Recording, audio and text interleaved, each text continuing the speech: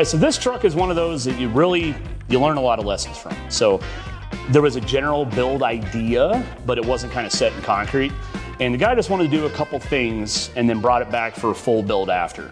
That kind of set us back a little bit. So instead of being able to do like a new chassis, we used a stock chassis, had to rebuild a bunch of parts.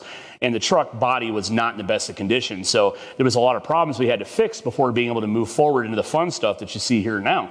So it kind of feels like wasted money. If we had started with a better solid project and a better solid plan, we would have had a better description of where to put our money during the process. So there was a lot of money wasted on this that would have went into the fun stuff. So we started this project. The only thing we were supposed to do was get a transmission rebuild and a rear axle rebuilt with a 4-link rear suspension. The truck left the shop. It came right back a couple hours later on a tow truck, and I didn't get a call, so I didn't know what happened. I thought maybe something broke. Turns out he just decided to do a full build. He was driving it home. It overheated, vapor locked, shut down on him, and he had it towed back because he was angry with it to turn what we have now into this project. The problem with that was instead of wanting to move forward with good pieces, we were trying to use what we already had because we felt it would have been wasted money. All right, so the frame under this is actually the stock chassis. A couple problems we had with that. First off, it had a Plymouth Volare torsion bar front suspension under it, and they had butchered the frame really bad when they put that front suspension under it. So when we upgraded the total cost involved front suspension, we had to replace a great deal of frame rail. At that time, I couldn't find a decent stock chassis anywhere that was better than what we had, so we had to rebuild things from scratch. So there was a lot of money invested in that area that if we had just bought a new frame would have solved that problem and put us further forward. The front suspension, rear suspension, both come courtesy of TCI, Total Cost Involved, out of California. We have a power rack and pinion, sway bar. On the back, we've got the 4-link and a rebuilt Ford 9-inch. All right, for wheels, we went with Boyd Junkyard Dog Series wheels. He really wanted that kind of classic 5-spoke look to it. He was pretty set on these wheels from the start. It had 5 spokes before we started. He just wanted a better diameter with a much better tire. So we have run Michelin Pilot Sports for the tires.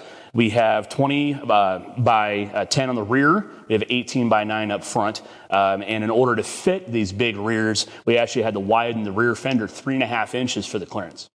All right, for drivetrain, it used to have a 5.8 fuel-injected motor, and it was old and tired, pretty slow. So we updated it and put a 2016 Coyote in there, 5.0, backed it with a 6R80 automatic.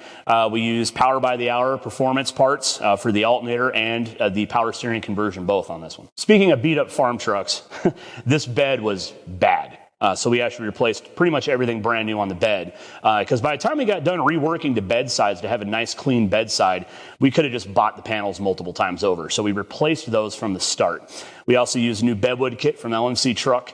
And we actually have the center bed strip or bedwood that goes up and down for access to the fuel tank underneath. In these trucks, the battery is located under the passenger seat and not very easily accessed if you've ever got a jump start or anything.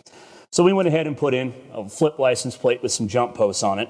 That way we can jump start it if anything is ever to happen, or you can hook a battery charger up easy if you're going to leave it parked for long terms. All right, the interior on this has had a lot of things reworked. The dashboard was really short. We didn't have room for the air conditioning vents or the AC switches or anything like that, so we built a nice dash extension for it. We did a push button start. Located some Dakota digital gauges, their HDX series. Use a low car shifter to shift that 6R80.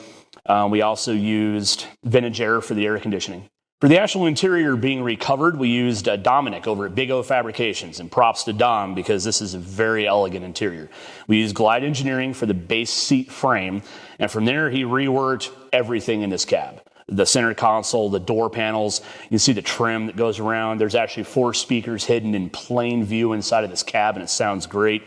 The head unit for the stereo is located in the seat as well, so it moves with the seat to give you the access in the room to it at the same time. Hand built his armrests, and I think what puts the icing on the cake is a one-piece headliner.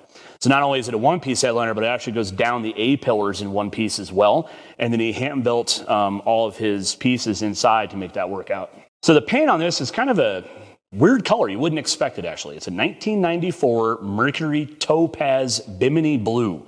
So those old Topazes that are all in the junkyard, that's what this blue is. And at first, when the owner told me the color, I really couldn't get on board with it. I thought it was going to be ugly until I did some spray out cards, and I realized how elegant the color fits with the interior choice. All right, door glass. Pretty simple little thing, you would think, right? So what's cool is it's actually a one-piece door glass kit from One Piece Products. Works very well. And as a matter of fact, we used new vintage for the window motor and for the power window switches as well. And what's cool about the switches is it looks like a stock setup, but it's all power. Pretty neat setup. Thanks for checking out our project. Remember, follow us on Instagram, Facebook, YouTube, anywhere you can find Pot of Gold Customs.